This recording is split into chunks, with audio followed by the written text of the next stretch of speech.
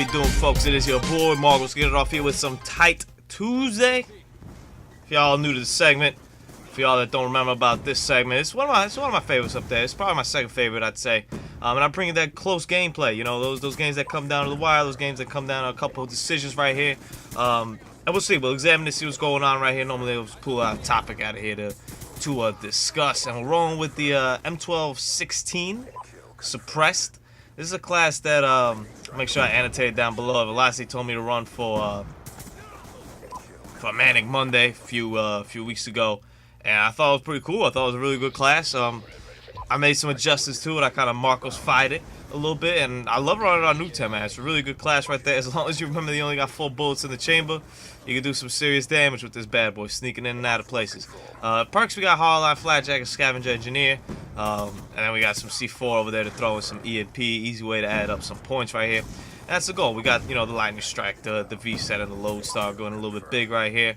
And it works out okay. And unfortunately, I missed that guy right there, and he managed to pop me. I tried to tell Usani about it. But I think Usani lived. All right, so that's good. Actually, no, he died. Pardon me. Well, whatever. Sorry, bro. Remington will beat out this gun anytime. Look at that dude right there. Oh, man. That's rough. But anyway, let me hop right into what I'm talking about today, man. Teammates, man. Now, I have a really good game this game. Yet, it's still very close. What happened? You know, like I had a really good game this game. I almost cracked 70 kills, I think. There you go, got a text message. I almost cracked 70 kills. Yet we like barely win, you know. It's still like 80-80 or something like that at the end, and it's still really close. So what happened? Well, my teammates didn't really do too good. Alright.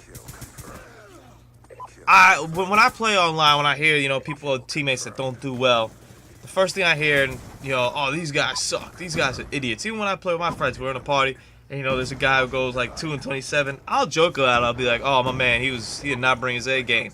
Other people, though, they'll be livid. They'll be like, this guy sucks. I can't believe he plays Call of Duty. I'm going to send him a message. I want to... Yo, chill, bro. Chill. It's okay. It's only a game. When I see I got bad teammates, my first is always, you know, especially if like I lose the game, then I'm not the happiest to camp. I'm like, man, if he could have done a little bit better, if instead of 2 kills he would have gotten 3, might have been something. But if we win the game, I don't care what the hell he does, whatever. And even when we're losing, you know, I'll check halfway through the game and ask myself, you know, if I'm doing really good, I'll be like, well, why are we doing so bad? I'll be like, oh, this guy's doing... To me, it's a challenge. To me, it's like, okay, I'm spotting you one guy. We're playing with one handicap right here. I'm spotting you one dude who just isn't playing well, and let's see if I can still beat you. That's how I like to take it. I like to see it as more of a challenge than just get pissed off and shout at the guy. Because I can control what I do. I can't control what that guy does. I don't know if that guy's a split screen, maybe it's the first time he's playing. Maybe he's drunk and he just can't play. Which kudos to anybody who plays this game drunk and does better. A couple times I've played Call of Duty drunk, my fingers don't even like move, son. So my KD goes drastically down. If you ever see me like in my recent games go negative, like 20,000 times in a row, it was probably like on a Friday or Saturday night. Well, with some reason we all agreed that we'd get online and play Duty when we got back home. It's never a good idea. Anyway, I don't want to talk about getting hammered and playing Duty. That's not cool. Well, I mean, I guess it's cool. Depends on what you're into. Staying positive, I think, is the main goal I'm trying to tell you here when you got these teammates right here. You got these teammates that ain't doing good. You can't control that, though. You don't know what their circumstances are.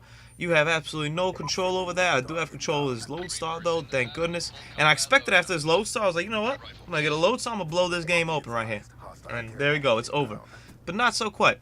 And I'm rolling with our man Husani here. He did some good damage this game too, but everybody else on the team, I think we'll see later, they did not do too good. I'm trying to shoot down that helicopter. I'm like, I wonder if I could take this thing down. Maybe give me 150 points, maybe, you know, it'd be pretty good.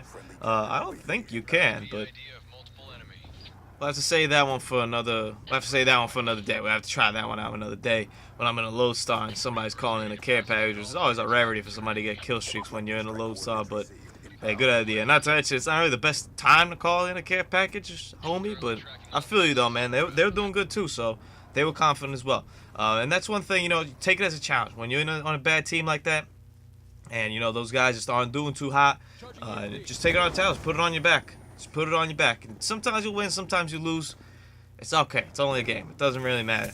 But it forces you to put higher expectations on yourself.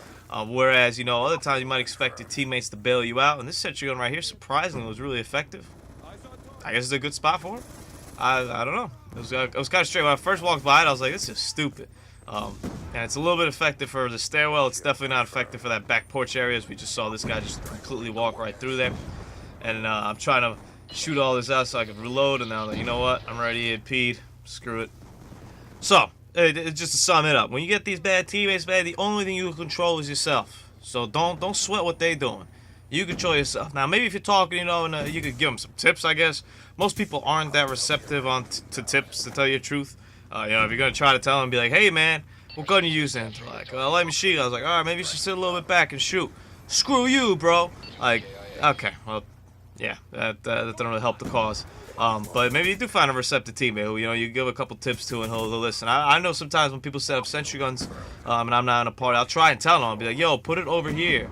Sometimes they will, sometimes they won't. That's one thing you can do. That's something you do have control over. But whereas, you know, playing as the other guy and what the other guy's score doing or where they're running at, that's something out of your control. And that's something that you can't just be griping about. There's no point in getting mad for something that is completely out of your hands. I mean, don't be getting all upset over here because these guys ain't doing well on your team. That doesn't matter. You can't be doing that to yourself. It's not good for yourself. It's no good for you.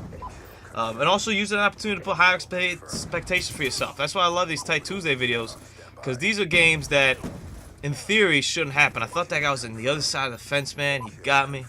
Good for him. But, and I managed to get the 150 headshots right there. I was wondering what the hell that accolade was, but the 150 headshots with the thing. Okay, that's cool. But that's how you get these Tight Tuesday footages, man. When you do the unexpected kind of thing. It wasn't expected, you know, in such a close game for me to pull out the double loadster on these guys with the M1216 suppressed, you know, and then blow the game open like that. To me, these are the funnest kind of Call of Duty games. The games where, like, it actually counts and matters. The games where you're, like, you know, steamrolling through a team and you put up, like, a 70-1 kind of game. Those are fun in their own way, but these are funner. These games where it's hanging in the balance and you're doing well, but you gotta take it even a step further, you know. You're LeBron James, but you gotta take it all the way to that Michael Jordan. For all y'all that believe that Michael's still better than LeBron. I ain't saying nothing, though. I ain't entering into arguments on my channel about sports. That's not something I'm gonna do, at least not in this video right here. And they set up that sentry gun over there. I'm like, okay. And I looked over, we're up by 15. It's all good, baby. Let's get the final kill, wrap this up with a bow tie, and we go 69-11. And hey, the rest of the team didn't go too hot, but whatever. I mean, Husai did well. We also had another guy over there with 36. They did all right. You know, it was just a good game between both parties. That's what makes Tight Tuesday a fun time. Make sure you subscribe to the channel, like all the videos, check out yesterday's video. Have a great Tuesday, fellas and ladies. Can't forget about the ladies.